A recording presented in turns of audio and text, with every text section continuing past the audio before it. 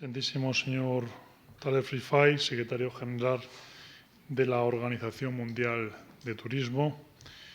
Excelentísima señora Marcela Bacigalupo, Ministra, Secretaria Ejecutiva de la Secretaría Nacional de Turismo de Paraguay, SENATUR. Excelentísimo señor Embajador de Paraguay ante Reino de España. Excelentísimo señor Embajador de Honduras ante Reino de España. Miembros del cuerpo diplomático, autoridades, señoras y señores, buenas tardes y bienvenidos a la Casa de América a este seminario sobre turismo, desarrollo comunitario y accesibilidad en Latinoamérica. En la conversación previa que hemos mantenido antes de este encuentro, antes de esta conferencia, destacábamos los avances que ha habido en Latinoamérica en este tiempo. Y uno de esos avances que se puede constatar claramente es el incremento de la clase media en Latinoamérica. En la última década, 50 millones de personas se han integrado en una clase media, en algunos casos una clase media todavía frágil, pero una clase media que ha abandonado la pobreza. El caso de Brasil es paradigmático, con cerca de 35 millones de personas que pertenecen a ese registro de la clase media de la última década. 70 millones en los últimos 20 años. Y hago esta referencia porque estamos asistiendo en la globalización a un mundo en el que los países emergentes ya no son una novedad, sino que, por fortuna, son realidades económicas, sociales y políticas. En el caso de América Latina, también cabe resaltar que hace 20 años, 25 o 30 años, hablábamos de diversos regímenes políticos y hoy en Latinoamérica hablamos en la gran mayoría de democracias que se han ido consolidando en la última década. Y eso en sí mismo es una noticia muy positiva, por supuesto, para Latinoamérica, por supuesto, para las relaciones de España con el continente americano, pero, desde luego, para el mundo. Y eso, aplicado y haciendo una reflexión de todo el mundo, nos lleva a pensar que en los últimos años cerca de 1.000 millones de personas han abandonado la pobreza en el mundo y se han integrado en esa clase media que está permitiendo que millones de personas que antes no tenían acceso a servicios básicos, a educación, a sanidad, ahora, además de tener acceso a esos servicios, están también buscando fórmulas de canalizar su interés, su inquietud, su ocio a través del turismo. Se calcula que al año cerca de 1.000 millones de personas son turistas y esta es una cifra notable. El turismo tiene un peso muy importante en las economías de algunos países. Este país, España, es un claro ejemplo de ello. Y por esta razón hemos querido organizar este seminario sobre turismo, desarrollo comunitario y accesibilidad en Latinoamérica, porque consideramos que Latinoamérica es un buen ejemplo de esta introducción que estoy haciendo, de ese salto que ha habido en la región.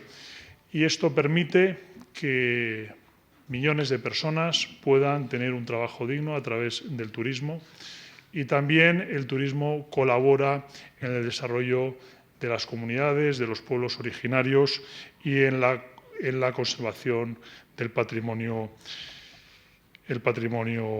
cultural y artístico. Pero también es cierto que el turismo representa una serie de retos como es el de la sostenibilidad y el de la accesibilidad. En estos días se está celebrando en Lima una conferencia de Naciones Unidas muy importante, que es una conferencia que sirve de preámbulo a la que tendrá lugar en París el año que viene, en 2015, donde se va a abordar los nuevos compromisos del mundo, de los países del mundo, en el cambio climático. Y el turismo, en este sentido, también tiene un papel relevante. Primero, como una herramienta, como digo, de permitir que cientos de miles, millones de personas tengan un trabajo digno, pero al mismo tiempo existe el reto de conservar el patrimonio, no ya histórico-artístico, sino el patrimonio medioambiental. Latinoamérica es un buen ejemplo de esto que estoy diciendo, un continente, una región que tiene uno de los grandes patrimonios en materia medioambiental más importantes y de la biodiversidad más importantes del mundo.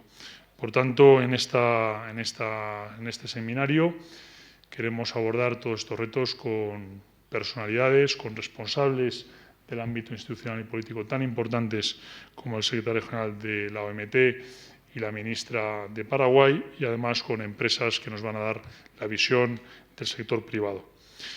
Por otro lado, estoy muy satisfecho, señor Rifai, que este seminario tenga lugar en la Casa de América, porque en los 2 últimos años la OMT y la Casa de América hemos venido buscando fórmulas de colaboración. Este es un buen ejemplo de ello. Y estoy convencido que el año próximo, tenemos Fitur a la vuelta de la esquina, dentro de unos meses podamos trabajar, la OMT, la Casa de América, con los ministros de turismo de la región en actividades que sean beneficiosas para los países latinoamericanos, para la OMT y, por supuesto, para nuestro país, para España. Muchas gracias y le cedo la palabra a la excelentísima ministra de Turismo de Paraguay. Señor Taleb Rifai, señor director, autoridades presentes, colegas de Paraguay, es muy grato estar aquí. Me siento como en casa, en esta Casa América. Manifiesto el gusto de compartir con ustedes esta maravillosa tarde y poder transmitir ese cariño que desde Paraguay le traemos. El tema que nos toca compartir hoy o debatir quizás es con ilustres personalidades. Es un tema muy actual en Latinoamérica y por sobre todo en mi país, en especial Paraguay. Cuando hablamos de desarrollo comunitario o accesibilidad y relacionado a esa industria turística, son palabras que describen el foco de la mirada prioritaria de nuestro país hacia los más necesitados, potenciando la industria turística en términos de generación de empleo, en términos de mejorar la calidad de vida de los ciudadanos, de las personas, en términos de dinamizar la economía internacional e intrarregional en torno al turismo interno, distribuyendo los ingresos y haciendo realidad la inclusividad, desconcentrando las grandes capitales, la afluencia masiva de turistas de las grandes capitales hacia zonas rurales, donde aflora genuina la cultura a través de las costumbres, de las fiestas patronales, donde se siente realmente la historia, donde podemos evitar que los jóvenes emigren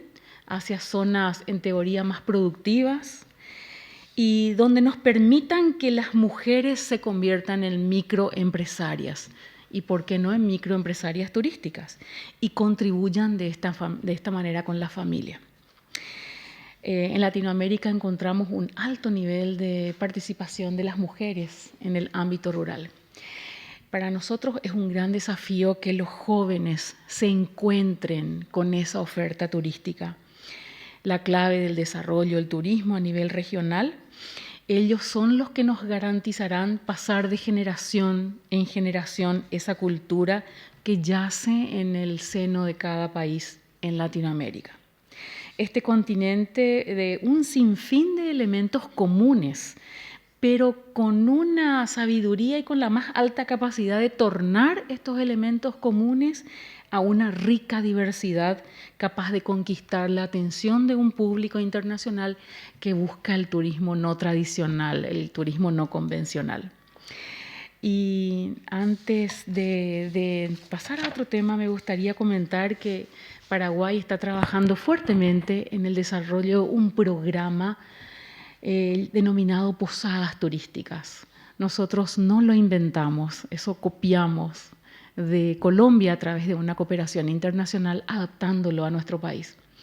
Este programa muy interesante de posadas turísticas busca la formalización de estas mujeres que confían en el turismo como esa industria que les arroja el dinamismo a las ciudades.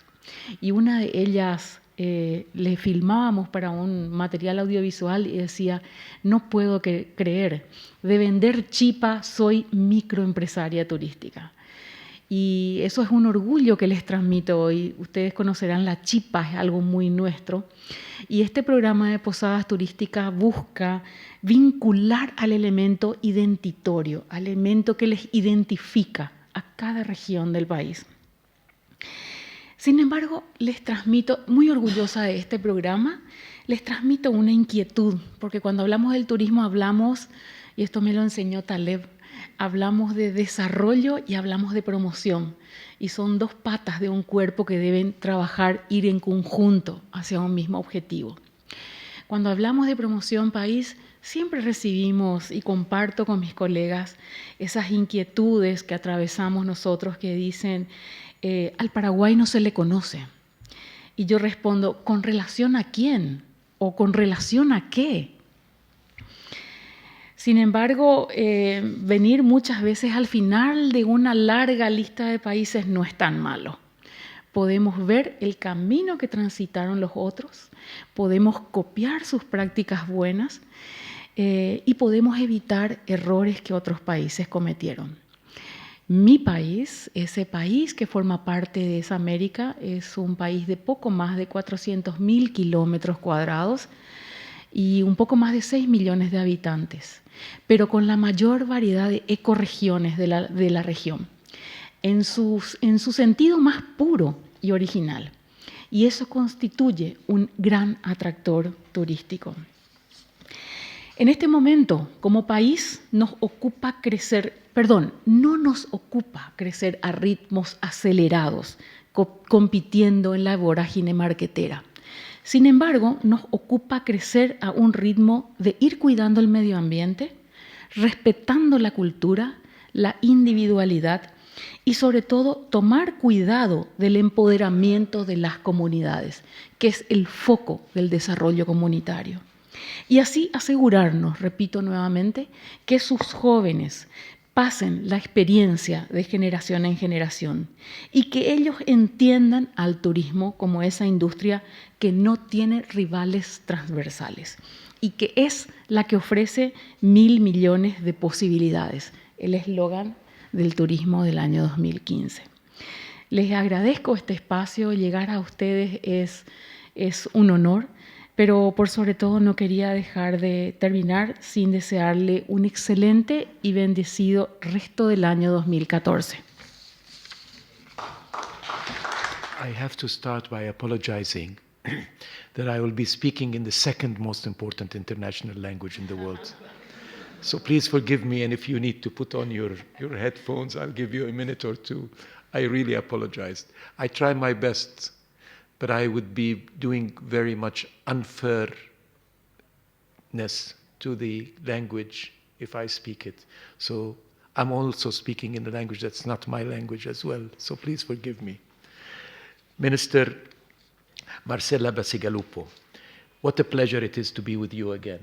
This lady is an energy that is moving on the constant.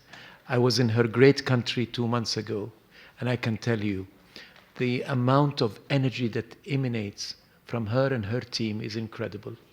I saw with my own eyes how much transformation Paraguay has gone through, and it's truly a pleasure to host her and welcome her here in Madrid, the home base of UNWTO, and to see how much progress has been made, not just in the area of travel and tourism, which is her mandate, but the entire spectrum of development in Paraguay is so impressive. I know that there are many Paraguayans here in the audience, but for those of you who have not visited Paraguay, you don't know what you're missing.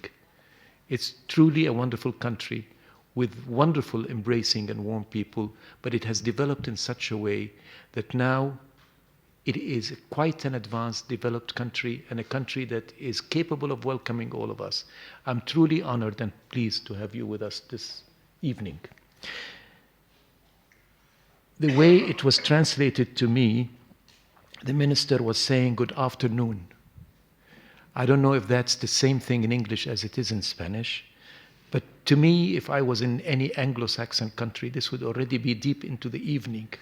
So that is very characteristic of the Latin culture, where the evening is still very young, and I'm sure that there is much more to be doing there. Director General, it's such a pleasure to have you host us here in this magnificent building. Just look up for a minute and imagine the glorious and the grandiose that you're all living in. It's truly a pleasure to be in this house again. I've been here a few times, and every time I find it very, very rewarding. Thank you for embracing us, and thank you for bringing us to this wonderful place. And now we're going to try this. Es un gran placer estar aquí con ustedes. I hope I didn't make many mistakes. I bring you greetings from the United Nations family at large, from the international travel and tourism community. And on the behalf of UNWTO, I wish to thank Casa América for the wonderful partnership that we're having together between UNWTO and Casa América. We have so much going in common, and I'm looking forward to FITUR. We're going to be welcoming many, many ministers, dignitaries, and businessmen there, and I'm sure that we have a lot that we can do together. I'm also confident that today's seminar, which will be unfolding now, will be a positive step in raising awareness on global challenges of sustainability and universal accessibility in Latin America. Latin America, the Americas altogether, is a rising star in the world of today. I can say this with great confidence because I'm probably one of the few peoples that don't belong to the Spanish world and the Latin American world and the Americas world.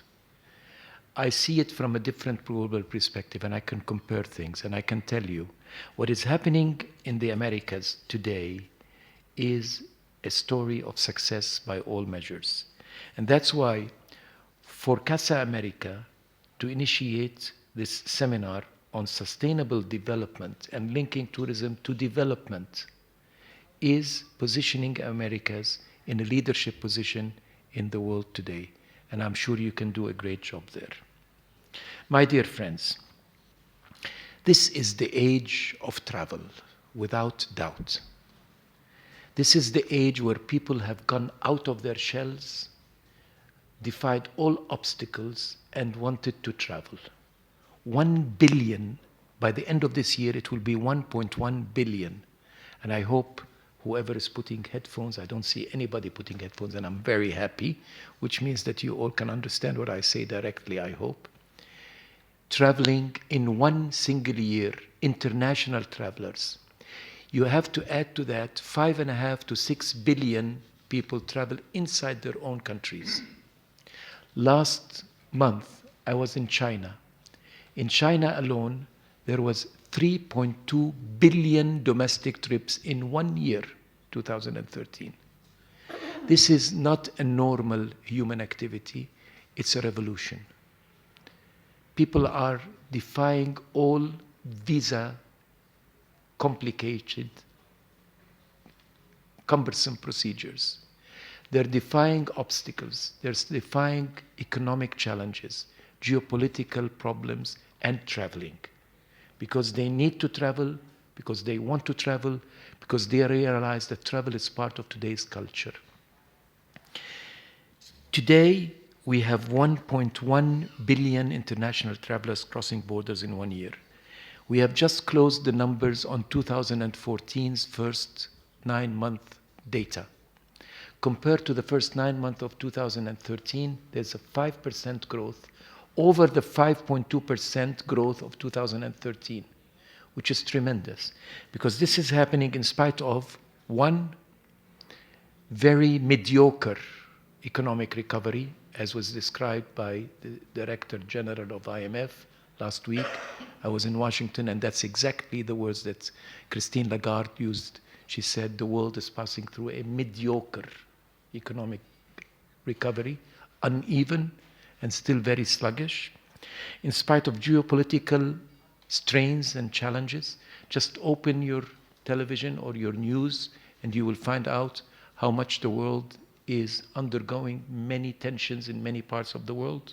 I don't need to name them for you. In spite of health pandemics and problems, in spite of all of that, travel is still growing. So it's a unique phenomenon. In the Americas in particular, it's even stronger and healthier. Latin America in 2013 received, only Latin America, 82 million tourists in 1 year, generating over 75 billion US dollars in terms of exports earnings. Today, it's indeed one of the major foreign exchange revenues in the region. It's accounting for almost 40% of exports in a group of countries like the Caribbean, which is natural. But even in Central America, we were talking in your office, Director General. In Central America, 16% of the total exports earnings come from travel and tourism alone. More importantly, Latin America has become a place where tourism represents a transformative force, a force that creates jobs, as the minister just said, promote entrepreneurship, particularly among women and youth, as she has very clearly and correctly indicated, engaging youth and women. Tourism is the best job creator in all economic sectors. It has always, across the board, been more capable of creating jobs than any other economic sector. Plus, every job in tourism creates another 1.4 additional jobs down the value chain of other sectors. You build a hotel, the hotel employs 100 people, you're actually creating 240 jobs.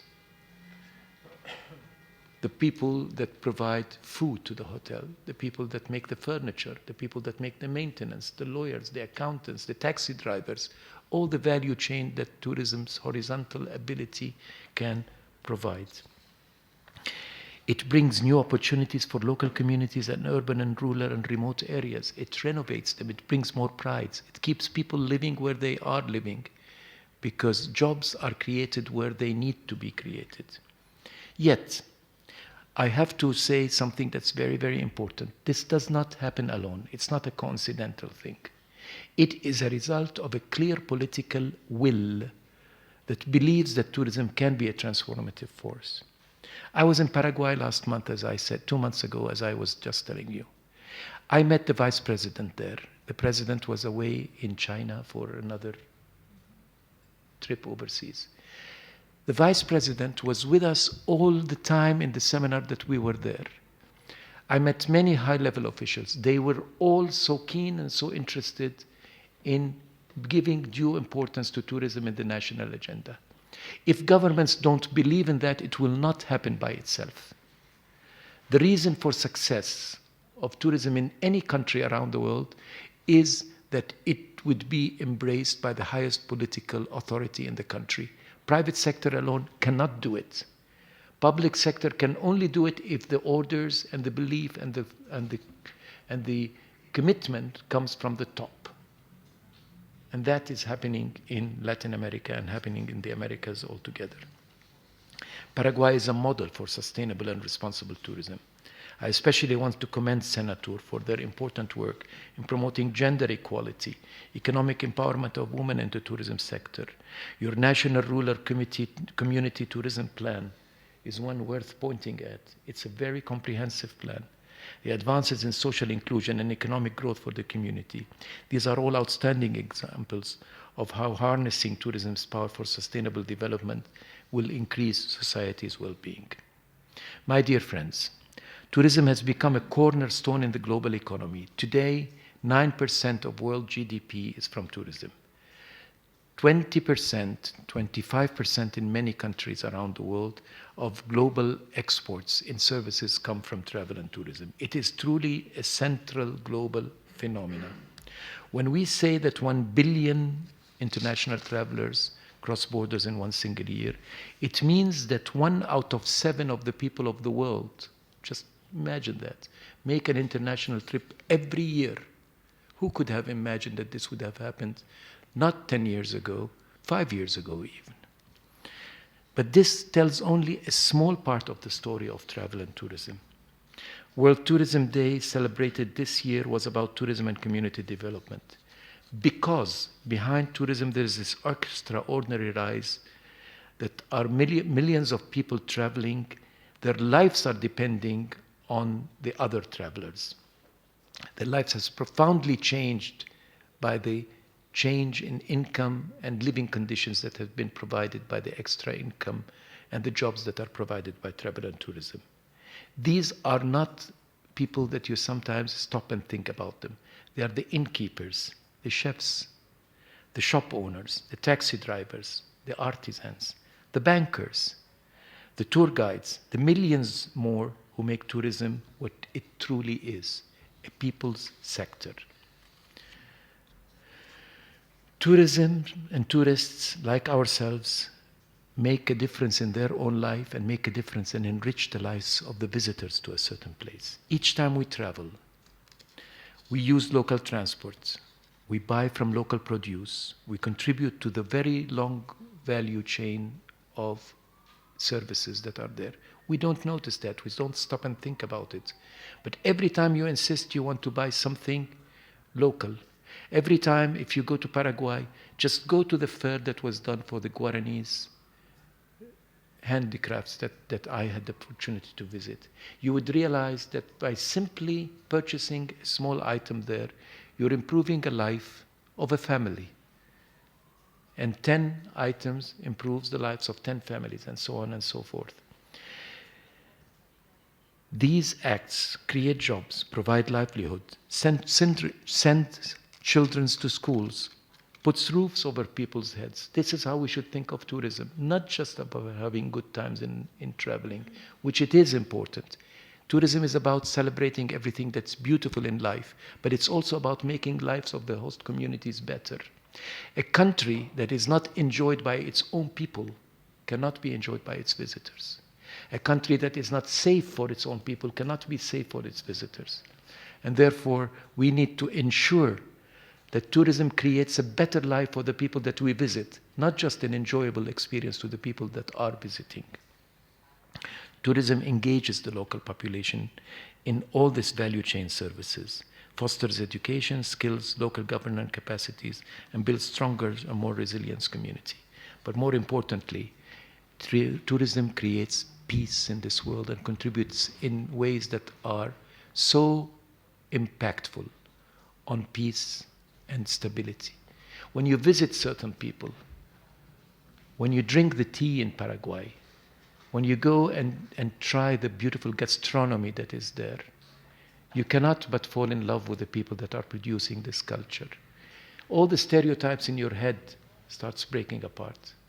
It is the most powerful tool for people understanding other people. And it's the best soft diplomacy that any politician can use vis-à-vis other measures of peace building. Therefore, it is very important for us to protect this industry and make it flourish. And my last thought is about the issue of sustainability. Because with this tremendous growth of this industry and the power that it brings with it, it is the third largest industry in the world. With growth, power comes responsibility. We cannot have tourism grow if it does not reflect good on people and planet, on the livelihood of people and on our environment. And this is exactly what sustainability means. That we should make the places that we visit better to the people and better to their environment.